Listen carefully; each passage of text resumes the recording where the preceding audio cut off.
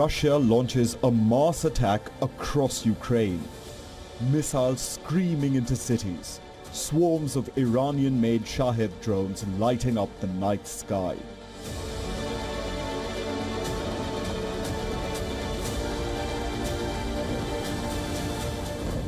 Explosions rocked multiple regions, including Kiev, Dnipro, Kharkiv, Sumy and Poltava.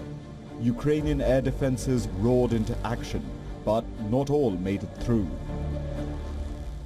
Ukraine claims Russia's latest aerial assault employed a combination of armed drones, cruise and hypersonic missiles, and fighter jets.